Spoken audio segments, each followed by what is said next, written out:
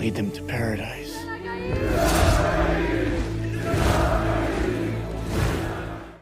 Welcome back, everyone. It's Charlie. This will be my full Dune Prophecy Episode 1 video. There are a whole bunch of Easter eggs and references for the movies, for the books, so we'll break it all down. It's basically a series set 10,000 years before the events of the movies, right after the Machine Wars, telling a lot of the prequel story that they only really get into in the books. They haven't really done a lot in live action before.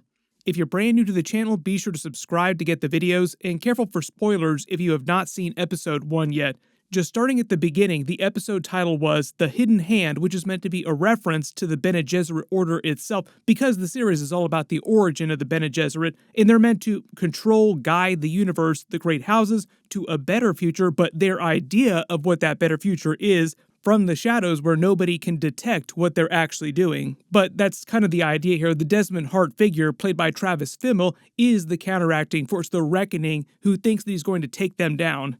As far as I know, Desmond Hart is not a character that I recall being from the lore, so he could be using a secret name, like he could wind up being somebody from the lore and just using a fake name at the beginning of the series here, or he could just be somebody that they wrote into the series. But if it wasn't clear, this is meant to take place in the same universe of the Dune movies that they've been doing with Denis Villeneuve. About 10,000 years before the birth of Paul Atreides, and about 10,000 years after our current period in the 2020s. And as they say, a little over 100 years after the end of the Machine Wars, or the Butlerian Jihad, as they talk about it in the books. The actual opening scene starts with whispers, voices, and narration meant to be a callback to the way they open each of the Dune movies with that different narration, saying that victory is celebrated in the light but won in the darkness, which is meant to be sort of like the balancing morality act that the Sisterhood plays during this. Like, are they villains? Are they heroes? Because they want to make the galaxy, the universe, a better place, but in order to do that, they have to do a lot of really shady stuff. And as you can see, this series is also presenting the idea that there are a lot of historical things that are believed in the Dune universe during the events of the movies that aren't necessarily true, like House Harkonnen weren't always monsters. Just the idea that history is generally way more complicated than it's made out in legends, and history is typically written by the victors, and in the case of the Dune universe, the Bene Gesserit are meant to be controlling a lot of history for thousands and thousands of years. When you hear the whispering voices rise, they're meant to be the voices of the Bene Gesserit as part of the whole abilities that they gain when they take the water of life, the bile of the young sandworms, become Reverend Mothers. If they're able to survive that process, they gain access to the genetic memories of all their female ancestors, including all the abilities just in general and accumulated knowledge.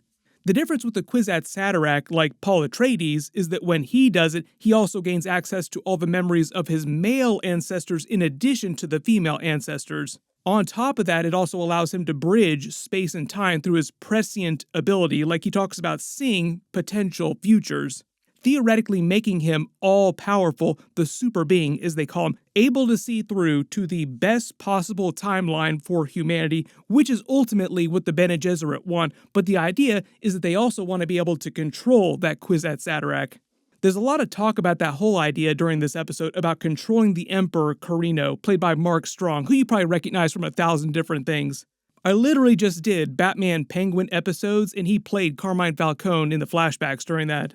The very first voiceover asking about the difference between truth of history or prophecy, what's more important, is Valia Harkonnen, one of the two Bene Gesserit sisters credited with creating the Order as you see it in present day, but right after the Machine Wars. But the way they explain it is that they didn't found the Order themselves, like the actual Order. There was someone older, but they changed it into what it eventually turned into with the whole Kwisatz Haderach breeding program. The whole idea, though, you remember that it takes tens of thousands of years for that breeding program to actually pay off, and ultimately goes a little sideways when Paul Atreides is born because he was not supposed to be born. That's where it veers into prophecy as she speaks of it. Like, there's a lot of talk of prophecy during this episode. They don't actually mention the words Kwisatz Haderach at all throughout the episode, only prophecy and the potential future. But there is a lot of talk about the breeding program, and that's basically what it is. She narrates the Machine Wars, which are also called the Butlerian Jihad in the comics. The Butlerians were the humans that fought the AI machines that tried to control the universe. They could do an entire movie series just about the Butlerian Jihad, just about these giant wars. Probably the reason why they brushed over it so quickly at the beginning of this and didn't do a TV series about it is because of budget. You just expect them to have giant battles every single episode like this. The whole idea in the Dune canon is that, like 10,000 years in our own future, AI machines have become so good that humanity begins to depend on them to do all their thinking and do all their things, and basically humanity itself turns into more of a leisure kind of universe. It winds up turning into more of a Terminator, Skynet situation where the machines try to take over, and that's kind of what this prequel scene looks like when they're fighting the AI machines. It looks kind of like the beginning of Terminator 2. That eventually culminates in a couple of the great houses defeating the machines, with House Atreides, the Duke Atreides at the time, being credited for that, with them crowning an Emperor Corrino on the planet Seleucus Secundus and forming the Landsraad. Then they basically explain how the blood feud started between House Atreides and House Harkonnen. During that event, like during the end of the wars, a Baron Harkonnen at the time is thought to have deserted his post, accused by House Atreides, and the rest of the great houses ostracized them. So in disgrace, they vowed revenge, ultimately, and that kind of plays out here. But the way they make it seem is that Valia inside the Bene Gesserit was the one that really pushed for them to actually change things for their family in the universe, like, we're going to get revenge for what happened to us. When the actual current Baron Harkonnen actually seems like a generally decent person, in very stark contrast to the monsters that they would eventually turn into. So the idea is that the blood feud between the Atreides and the Harkonnens lasted for tens of thousands of years. But the way that Valia narrates it here, she actually says that House Atreides accused House Harkonnen of something that was not true, like the thing that they were accused of, they did not do. There are a couple of big events that they brush over really quickly, so after the Butlerian Jihad is over, Emperor Corrino is crowned on Seleucus Secundus. That's actually Mark Strong's character. His emperor's grandfather was that first emperor. At that same time, the Spacing Guild was created. They used spice to navigate the universe and had a monopoly on that, which basically allowed the universe to exist on an economic level. CHOAM was created, and they're sort of like the economic arm of the Empire. They organize and control all commerce across the universe. And this Mother Superior figure founded the Bene Gesserit Order out of the Truthsayers that fought during the Machine Wars. That becomes one of the first big abilities that they train members of their order in, truth-saying exactly what it sounds like, detecting whether or not someone is actually telling you the truth.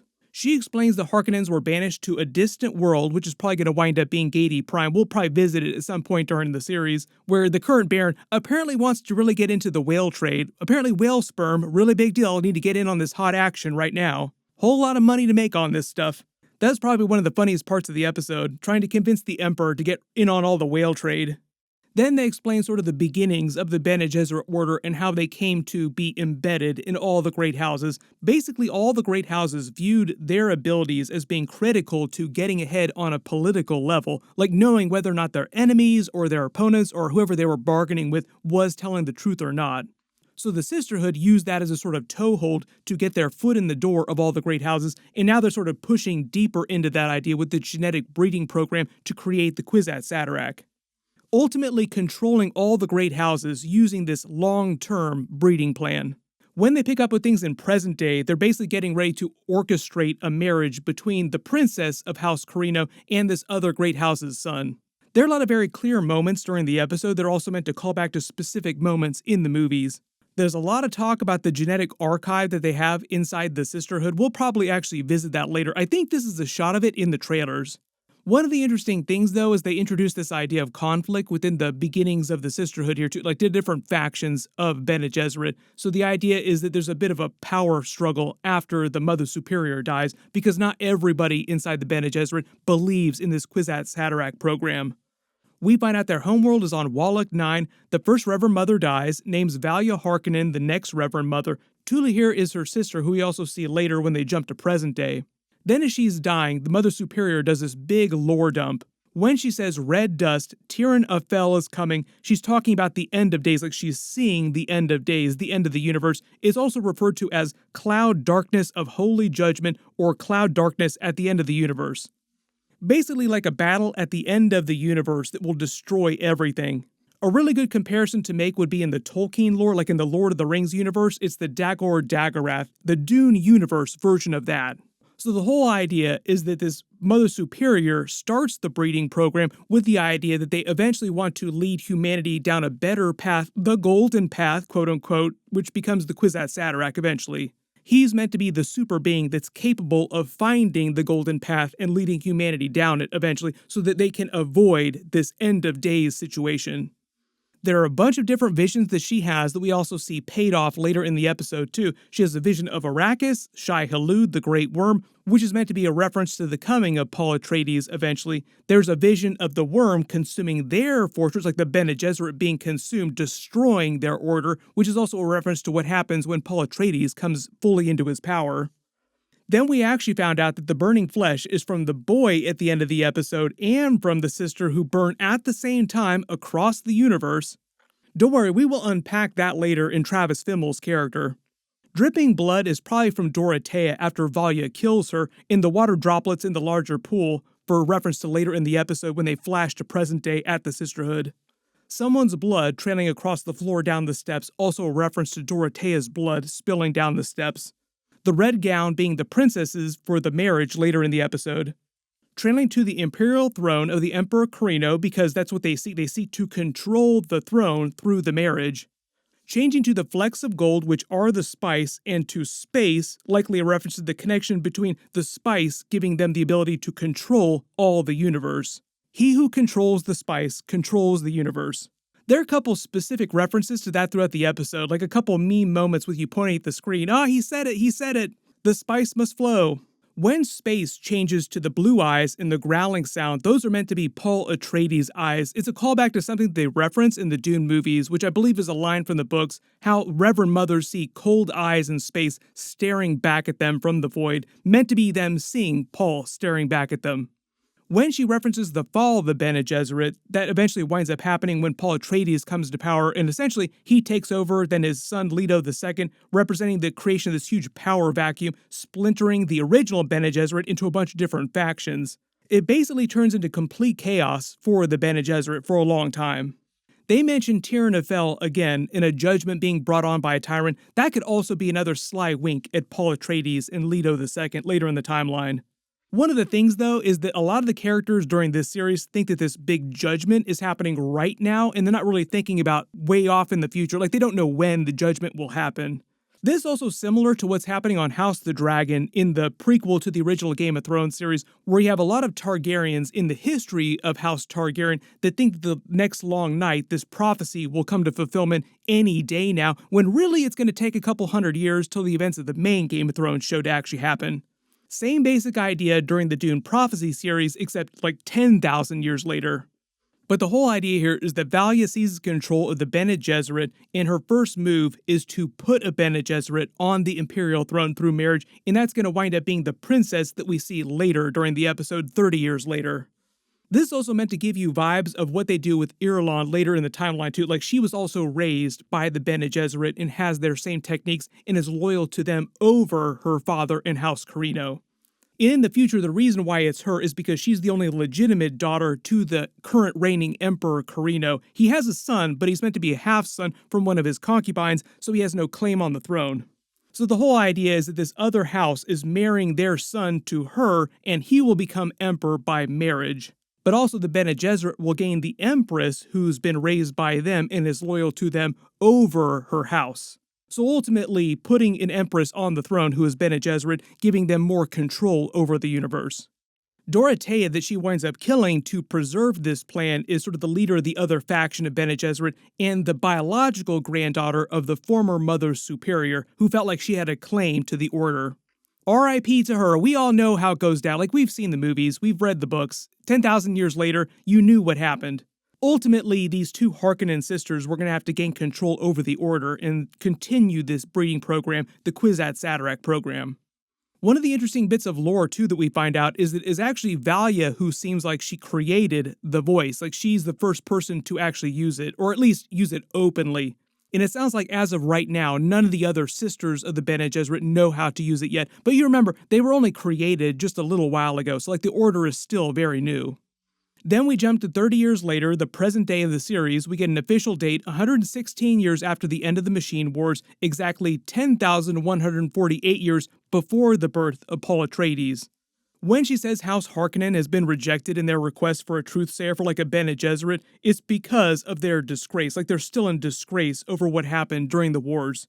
Having one gives each great house or each house a big advantage, being able to tell when somebody they're making dealings with, political or economic dealings, is lying, just a really big upper hand. They introduced the Emperor's illegitimate son from his concubine, which is why I say he's the princess's half-brother, because he's not from the Empress, he's from one of the concubines. In the Dune universe, concubines are like a very normal thing. So they usually have a lot of children like him running around from the great houses, and nobody thinks it's weird. The reason why Valia clocks him this way, looks at him this way, is because she senses how easy it's going to be to control. The whole idea of Bene Gesserit is control, so she's sort of having a little bit of fun with that. But the reason why she's so relieved when they both stamp their seals on the document binding the princess to come train with them is because she wants so badly to gain control of the Imperial throne, and putting the princess on the throne, making her Bene Gesserit, is a big part of that. This is meant to be the older version of Tula, Valia's Harkonnen sister. She gets into more of the nature of how their truth-saying ability actually works, and then they have a couple demonstrations later in the episode, but there are a couple of big montages where you see some of their other practical abilities too. Then we go to Seleucus Secundus, the homeworld of House Corrino, and the current throne world of the known universe, and this is meant to be the princess that they spoke of, training with Paul Atreides, giving you a lot of vibes of the original Dune movies with the way they open the movie with him fighting Gurney.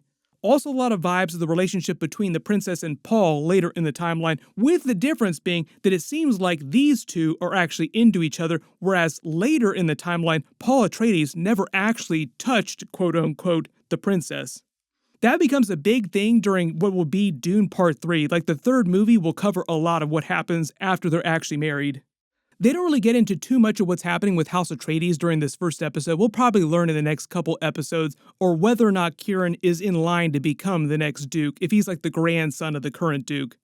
But at least during the episode, they explained that he is the current weapons master of House Corrino, so for whatever reason, a member of House Atreides is working for House Corrino.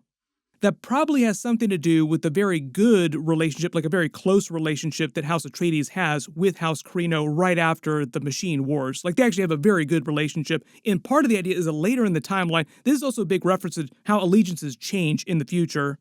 When the Emperor, during the events of the movies, betrays House Atreides and orders their downfall with the Harkonnens' help, the idea was that he was actually very close to Leto Atreides and regretted having to do that, but this was all part of this big grand power play, like the Game of Thrones of it all. He didn't want Leto Atreides to become too popular within the Landstrad. The idea was that all the other great houses respected him so much he could theoretically challenge the Emperor, so the Emperor in present day, like 10,000 years later, wanted to cut that off at the past.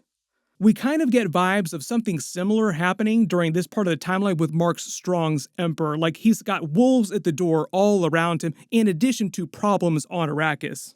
One of the other things that they note here too is the whole personal shields, the blades. Like I said, a lot of references to the way they opened the first Dune movie with the fight between Paul and Gurney, but the reason why it's such a big deal, like the knives are such a big deal during this part of the timeline, if we're 10,000 years in the future, is all because of the existence of these personal shields renders a lot of projectile weapons effectively useless. But the idea, as Gurney mentions when he's fighting Paul, is that the slow blade penetrates the shield, which is why everybody across the universe starts getting really good with knives. Part of the idea later in the timeline too, they kind of get into this in the movies, is that people are constantly, like always, walking around with invisible shields active on them. We get the scene with the Bene Gesserit overseeing the marriage negotiations between House Richese and the Emperor. The gift of motherships, they say, will aid him greatly on Arrakis with the spice trade. And the whole threat here is that if he doesn't get spice flow under control, the great houses amongst the Landstrad will rebel against him. All the issues that they reference on Arrakis are issues with the Fremen constantly fighting whoever tries to control the planet at any given time. Like, they'll fight anybody who tries to control spice trade there, in addition to just the regular sandworms destroying gear on a day-to-day basis. Like I said, he says the thing inside the thing, the spice must flow. They use a lot of these scenes for tutorials on Bene Gesserit abilities and what they do in these types of negotiations, where like they conduct the real negotiation, and the one that the Emperor's having with House Richese is just sort of on the surface level. The Bene Gesserit are like really controlling what they do.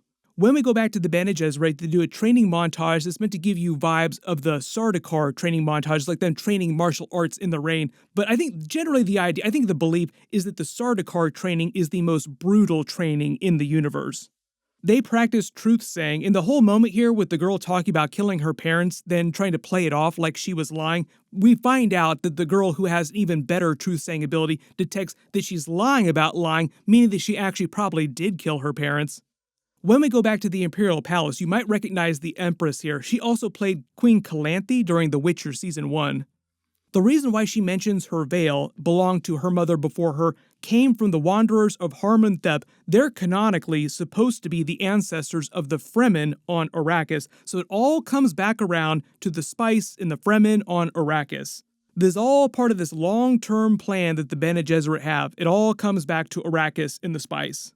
Notice the headpiece here kind of gives you vibes like she's inside a cage, like marriage is kind of a cage. They play a couple references to that later in the episode too, even though it goes sideways. But the designs are also meant to give you vibes of some of Jessica's clothing when they first came to Arrakis in the movies. We meet Travis Fimmel's Desmond Hart character, a survivor of a recent war on Arrakis with the Fremen, who tells the Emperor that they were actually attacked by other great houses seeking to control Arrakis and take over the Empire. The way they talk about his character is that he is actually going after the Bene Gesserit, as we learned later in the episode. Like, the whole idea is that he feels like the thinking machines tried to control humanity. They defeated them only to be controlled by another group trying to control the way the universe thinks, which is now the Bene Gesserit. They're very mysterious about what's going on with this character, where his true allegiance lies. It just seems like he's connected to the Fremen on Arrakis right now, the way you actually find out later in the episode, especially with him being eaten by the Great Worm and surviving. Later when he says that he was bestowed with a great ability, I also think that's a bit of a misdirect. I don't think he has low-level Kwisatz Haderach powers or anything like that. That's like 10,000 years away. What he probably has is a really clever poison that he's able to delay the release of. Like, the great power that he has is really just a lot of sleight of hand. But either way, he absolutely hates the Bene Gesserit, and it seems like he's going to do anything during the series to try and destroy them. Do not know if he secretly comes from one of the other great houses, though. Desmond Hart does not sound like a familiar name, so you can let me know in the comments if you think that's a fake name and he'll secretly be from like some other familiar great house. The Emperor's Bene Gesserit sees some more nightmare visions with the red gown walking over the sands towards the Imperial throne. This is all meant to reference the princess's upcoming marriage, the rotten pomegranate, which we also see later in the episode. The whole idea that the marriage seems cursed and they shouldn't go through with it. This whole thing with the mouth of the sandworm seemingly consuming her and then consuming the Bene Gesserit also just makes it seem like it's all connected back to what's happening on Arrakis and what's happening with Desmond Hart's character. Then we get the betrothal ceremony. They're marrying the Imperial princess to the Duke's heir, who's only like 9 years old, and the whole idea is that the Duke of this other house wants to eventually, it seems like, control the Empire through his son.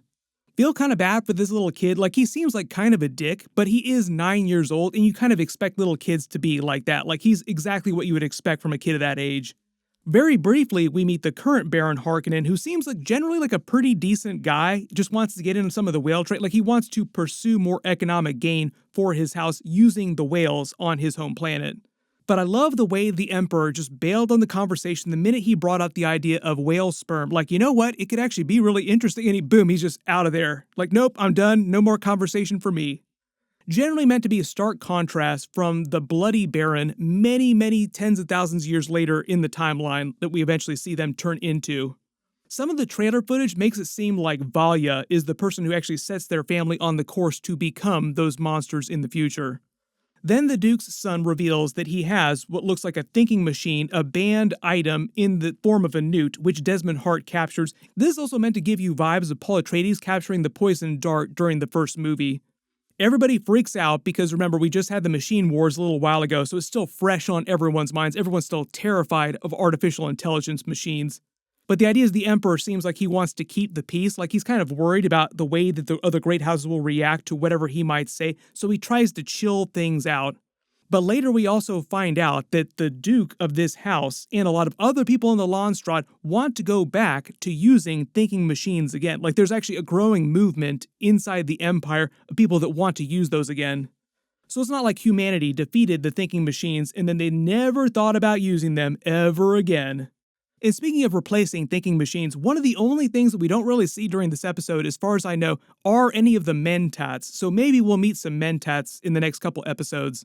They're basically highly trained people that replace a lot of the functions of thinking machines. Then the princess and her brother go out to party, do some spice-based drugs it looks like. Spice is a drug inside the universe of Dune that people do for pleasure as well. Desmond Hart meets the Emperor. They tease more of the growing insurgency within the Landsraad and the other great houses. When he mentions gods and higher powers, there are religions inside the universe of Dune, but no actual living gods or anything like that beyond the actual Kwisatz Haderach like Paul and his son Leto II. So of course, the minute that the Emperor says he'll believe in gods and higher powers, if they can call the wedding off, they're going to pay off something like that, which winds up happening at the end of the episode. So clearly the Emperor is going to start believing in what Desmond says. When they go to the bar and you see the bartender has the blue spice eyes, she's not meant to be Fremen. She'd probably just been doing these spice drugs for a while, long enough to turn her eyes blue. The princess and the Atreides then get it on, big time. The Emperor then watches the recording of Desmond facing the sandworm. It seems almost like he placed the thumpers himself, like he called the sandworm to do this, but then is consumed. Then knowing that he survived, seems like he starts to believe what Desmond is saying, like higher things are at play here.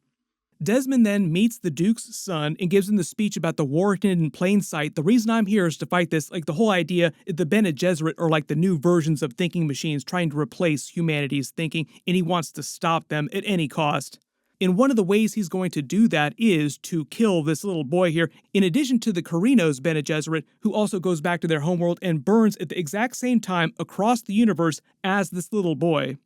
You also notice when he starts burning, or when they both start burning, if they're burning at the same time, he starts to twitch like he's getting a headache. So I think this has something to do with whatever way he actually deploys the poison or activates the poison.